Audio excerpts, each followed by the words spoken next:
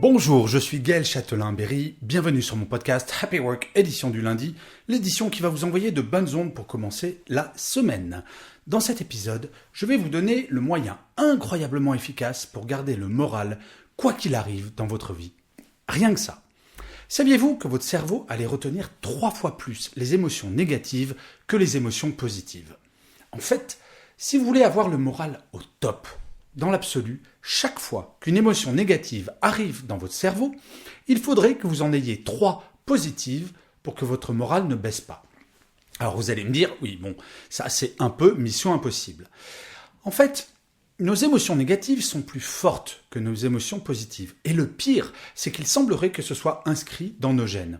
En effet, des chercheurs ont expliqué qu'à la préhistoire, nos ancêtres étaient beaucoup plus préoccupés par le fait de ne pas se faire croquer par une bête sauvage que par le fait de constater que le lever de soleil était très beau ou que le petit dernier venait de faire ses premiers pas. Leur problème était basique: survivre. Ainsi, notre cerveau serait en perpétuelle alerte pour être attentif en priorité aux ondes négatives et c'est assez basique, pour garantir notre survie. En ces temps de pandémie, qui, au moment où j'enregistre cet épisode, a déjà fait 1 197 026 victimes, côté ondes négatives, nous sommes plutôt servis. Rien que le fait que j'évoque ce sujet, vous voyez ce que je veux dire, le moral baisse, parce que nous sommes passés en mode survie, comme nos ancêtres de la préhistoire. Sans compter le confinement, dont on ne sait pas ni comment, ni quand nous sortirons, ou la crise économique. Oui, nous avons quantité de sujets qui peuvent nous angoisser, et il ne s'agit en aucun cas de les nier. C'est toujours néfaste de refouler ces émotions. L'idée n'est pas de tout peindre en rose, mais d'ajouter un petit peu de rose sur le noir qui pourrait être dans votre cerveau. Eh bien, la solution est toute simple. Prenez un vase, transparent si possible, et chaque jour, même si vous êtes confiné, inscrivez sur un post-it ou un bout de papier votre émotion positive de la journée.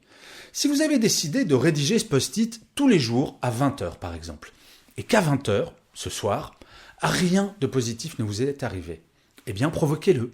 Appelez un ami que vous n'avez pas eu au téléphone depuis longtemps. Regardez dans votre répertoire, je suis certain qu'il y en a un ou deux. Regardez votre film préféré, lisez un livre que vous aimez, etc., etc. Au bout de quelques jours, le vase va se remplir et dès que vous n'aurez pas le moral, vous pourrez piocher dans le vase et cela aura 2 effets incroyables. Le premier, vous redécouvrirez des moments que vous aviez totalement oubliés. Et oui, notre cerveau retient mieux le négatif que le positif, comme je le disais au début de cet épisode. Le deuxième effet, votre morale remontera en flèche, car le principe même d'une émotion négative, c'est de petit à petit prendre toute la place dans votre cerveau. Là, vous enverrez le message que ça n'arrivera pas et que vous avez eu de chouettes moments dans votre vie.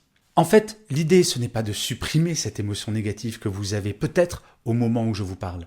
L'idée, c'est de lui laisser moins de place dans votre cerveau en ayant pioché des émotions positives que vous avez eues jour après jour. Et si, comme moi, vous le faites depuis plusieurs années, vous verrez que vous devrez avoir plusieurs vases pour contenir toutes ces émotions positives. Je vous garantis, essayez, c'est incroyablement efficace. Et je finirai cet épisode comme d'habitude par une citation. Pour celui-ci, j'ai choisi une citation de Eric Emmanuel Schmitt qui disait « Être optimiste est un combat ». Je vous remercie 1000 fois d'avoir écouté ou regardé, si vous êtes sur YouTube, cet épisode de Happy Work. Je vous dis rendez-vous au prochain et d'ici là, plus que jamais, prenez soin de vous.